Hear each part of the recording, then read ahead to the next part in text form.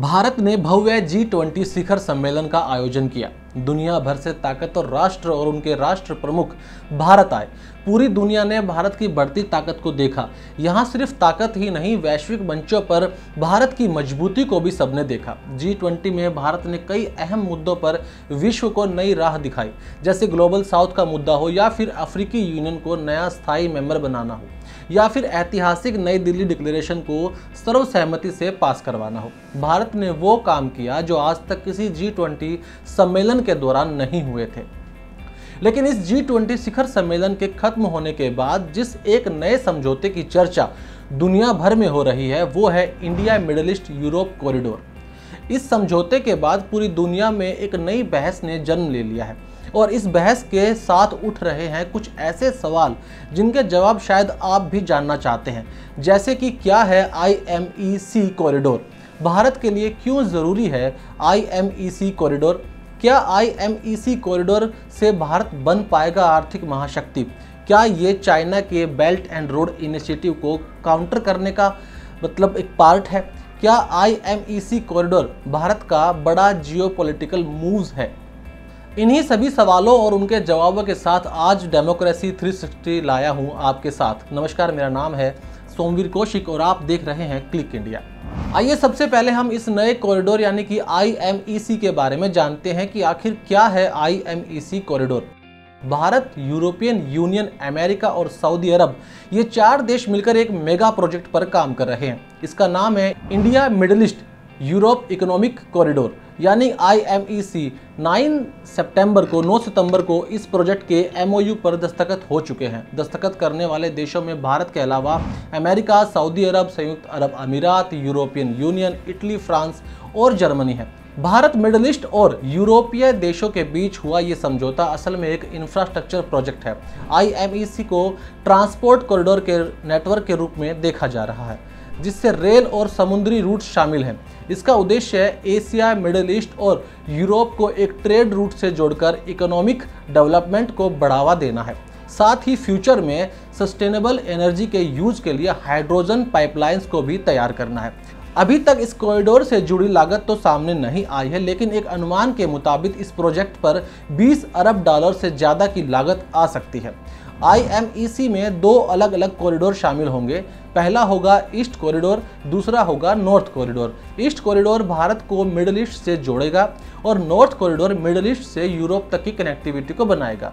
East corridor में भारत से सी root शुरू होगा जो दुबई के जबेल अली पोर्ट तक जाएगा और वहां से सऊदी अरब होते हुए आखिर में इजराइल के हाइफा पोर्ट तक जाएगा। हाइफा पोर्ट को अभी हाल ही में अडानी ने लीज पर लिया है।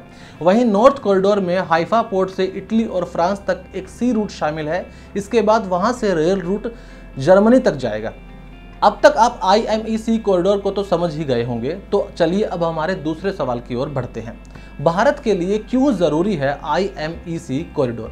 भारत के लिए हर वो समझौता और कॉरिडोर महत्वपूर्ण है जिसके माध्यम से भारत विश्व में अपने व्यापार और कनेक्टिविटी को तेज कर सके, और इस कड़ी में IMEC कॉरिडोर बहुत बड़ा रोल प्ले करने वाला है। भारत को IMEC से काफ़ी फायदा होने वाला है। यह मध्य पूर्व और यूरोप सहित इसके उत्तर पश्चिम के क्षेत्रों के साथ साथ कनेक्टिविटी का एक रास्ता खोल देगा।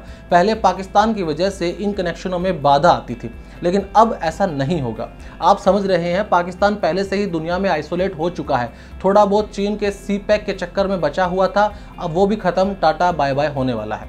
यानी मोदी सरकार तीर तो एक चल रही है, लेकिन निशाने कई लग रहे हैं। इस कॉरिडोर के बन जाने के बाद भारत से यूरोप तक का सामान पहुंचाने में 40% समय की बचत आएगी। अभी भारत से समुद्री रास्ते जर्मनी तक सामान पहुंचाने में महीने भर से ज़्यादा का समय लग जाता है, और इस कॉरिडोर के बनने के बाद समय 2 हफ्तों में सिमट जाएगा। यानी कि जो सामान महीने भर में पहुंचता था, अब वो 2 हफ्तों में ही पहुंच जाएगा। यही नहीं, एक बड़ा और फायदा ये भी है कि अभी जो कंटेनर सामान लेकर मुंबई से निकलते हैं वो स्वेज नहर के रास्ते यूरोप तक पहुंचते हैं। कॉरिडोर बनने के बाद ये कंटेनर दुबई से इजराइल के हाइफा पोर्ट तक ट्रेन से जा सकेंगे। इससे समय और पैसा दोनों बचेंगे। दुनिया में तेल का जितना भी कारोबार होता है उसका 7% इसी नहर के जरिए किया जाता है। वहीं वैश्विक कारोबार का 10% कारोबार स्वेज नहर से ही होता है। मार्च 2021 में स्वेज नहर में एक बड़ा सा जहाज फंस गया था। ये जहाज 6 दिन तक यहाँ फंसा रहा। इससे हर दिन 9 अरब डॉलर का नुकसान हो रहा था। अनुमान है कि सुएज नहर से हर दिन 50 से ज़्यादा जहाज गुजरते हैं। इस प्रोजेक्ट के पूरा होने के बाद आप अंदाज़ा लगाइए कि भारत ही नहीं, विश्व के कई विकसित और विकासशील देशों को कितना फ़ायदा होने वाला है। साथ ही सुएज नहर पर दबाव भी कम होगा। अब आप शायद समझ गए होंगे कि IMEC कॉरिडोर भारत के लिए कितना ज़रूरी है। प्राचीन काल में सिल्क रूट और स्पाइस रूट के जरिए भारत कपड़ों और मसालों का कारोबार करता था। यही वजह थी कि उस समय भारत दुनिया की सबसे बड़ी अर्थव्यवस्था हुआ करता था। आपको बता दें, वित्त वर्ष 2023-24 में अप्रैल से जुलाई के बीच भारत का एक्सपोर्ट 11.38 लाख करोड़ रुपए का रहा, जबकि 2022-23 में इन्हीं 4 महीनों में भारत ने 12.39 लाख करोड़ रुपए का एक्सपोर्ट किया। ये दिखाता है कि भारत का एक्सपोर्ट कम हुआ है। अब बढ़ते हैं हमारे अगले सवाल की तरफ कि क्या IMEC कॉरिडोर से भारत बन पाएगा आर्थिक महाशक्ति। देखिए, अब तक की चर्चा के आधार पर आप इस सवाल को मोटा मोटी तो समझ गए होंगे कि ये आखिर प्रोजेक्ट है क्या। देखिए, प्राचीन काल में सिल्क रूट और स्पाइस रूट के जरिए भारत कपड़ों और मसालों का कारोबार करता था। यही वजह थी कि उस समय भारत दुनिया की सबसे बड़ी अर्थव्यवस्था हुआ करता था। ये कॉरिडोर विकास और व्यापार दोनों को ही एक अलग ऊंचाइयों पर लेके जाएगा। कॉरिडोर बनने से भारत का एक्सपोर्ट कई गुना तक बढ़ सकता है। देखिए, भारत इस समय UAE के साथ सालाना 85 बिलियन डॉलर का व्यापार और 15 बिलियन डॉलर निवेश होता है। सऊदी अरब के साथ भारत का आयात 42 बिलियन डॉलर और निर्यात 11 बिलियन डॉलर है। जॉर्डन के साथ भारत का 3 बिलियन डॉलर का व्यापार होता है। जानकारों का मानना है कि रेल लिंक होने से भारत और यूरोप के बीच व्यापार में तेजी आएगी, जो लगभग 40% तक बढ़ सकती है। भारत फिलहाल यूरोप से करीब 1200 बिलियन रुपए का आयात करता है। वहीं लागत खर्च कम होने से अरब और यूरोप में भारतीय वस्तुओं की मांग बढ़ेगी, जो कि फिलहाल परिवहन लागत के कारण उम्मीद से कम है। इस तरह भारत के लिए यह दोहरे लाभ की स्थिति बन जाएगी और आगे भविष्य में बनेगी भी। यही नहीं, डिजिटल कनेक्टिविटी और हाइड्रोजन ऊर्जा पाइपलाइंस की व्यवस्था भी साथ साथ की जाएगी। इन सभी का भविष्य में भारत की इकोनॉमी पर बड़ा असर देखने को मिलेगा और भारत के लिए यह कॉरिडोर आर्थिक महाशक्ति के सफर में एक मील का पत्थर साबित होने वाला है। अब तक आप इस कॉरिडोर के बारे में जान चुके हैं। साथ में आप ये भी जान चुके हैं कि ये क्यों ज़रूरी है, इसका भारत की इकोनॉमी पर क्या फ़ायदा होगा, क्या योगदान ये देगा, उसके बारे में भी आपको मैंने वीडियो में विस्तार से बता दिया है। आइए अब हम आगे बढ़ते हैं अपने सवाल की तरफ कि क्या ये चाइना के बेल्ट एंड रोड इनिशिएटिव का काउंटर है।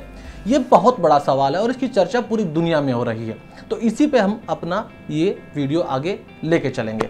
2013 में चीन ने one belt one road project शुरू किया था। इसे अब बेल्ट एंड रोड इनिशिएटिव कहा जाता है। इस प्रोजेक्ट के तहत चीन पूरी दुनिया में सड़क और रेल लाइन का एक समुद्री रास्ते के तहत एक जाल बनाना चाहता है ताकि वो कारोबार कर सके। चीनी सरकार अलग अलग देशों को इंफ्रास्ट्रक्चर को बढ़ाने के लिए लोन देती है और फिर उन देशों के इंफ्रास्ट्रक्चर चीन की ही कंपनियों को दिए जाते हैं। इस तरीके से चीन ग्लोबली अपनी पहुंच बढ़ा रहा है। BRI में शामिल होने के बाद इटली का चीन में एक्सपोर्ट 14.5 बिलियन यूरो से मामूली बढ़कर 18.5 बिलियन यूरो हुआ। वहीं इटली में चीन का एक्सपोर्ट 33.5 बिलियन यूरो से बढ़कर 50.9 बिलियन यूरो हो गया। दूसरा, बेल्ट एंड रोड इनिशिएटिव को समय के साथ नेगेटिव पब्लिसिटी भी मिल रही है। कई देश जिन्होंने शुरू में इसे अपनाया था वो अब चीन के भारी कर्ज में दबे हुए हैं। इसके उल्ट IMEC कॉरिडोर किसी तरह के कर्ज देकर विस्तारवाद वाले कॉन्सेप्ट से इतर वसुधैव कुटुंबकम के मंत्र के साथ वन अर्थ, वन फ्यूचर और वन फैमिली के मूल सिद्धांत पर विश्व में समझौता और संबंध बना रहा है। भारत की सोच कर्ज के जाल में फंसाने की नहीं बल्कि विकास की चाल को तेज गति से दौड़ाने की है। इसलिए India middle east Europe economic corridor को चीन के BRI का जवाब माना जा रहा है, क्योंकि IMEC के जरिए रेलवे लाइन और समुद्री रास्तों का जाल बनाया जाएगा ताकि एशिया से यूरोप तक आसानी से और कम समय में कारोबार किया जा सके।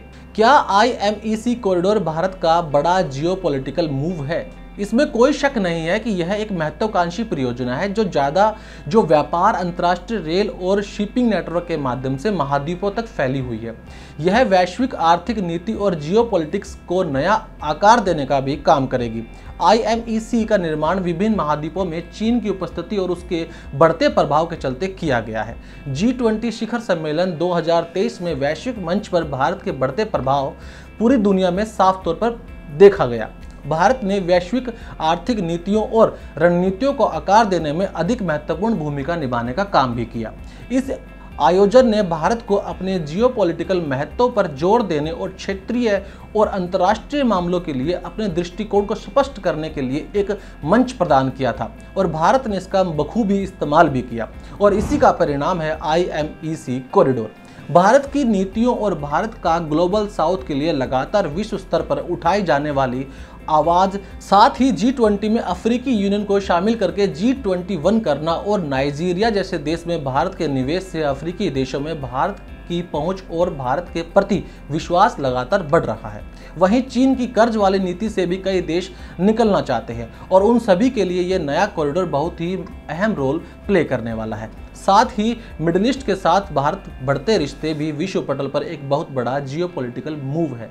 ये सभी कारण ये दर्शाते हैं कि ये मूव ही नहीं, ये बल्कि भारत का एक मास्टर स्ट्रोक है जो कि विश्व पटल पर भारत की ख्याति और भारत के मान को लगातार बढ़ाता चला जाएगा और इसी मूव से भारत की ग्लोबल प्रेजेंस भी बढ़ेगी। साथ ही भारत के संबंध भी जो है मिडिल ईस्ट से लेकर यूरोप तक और घनिष्ठ हो जाएंगे, जिससे कि व्यापार में वृद्धि होगी।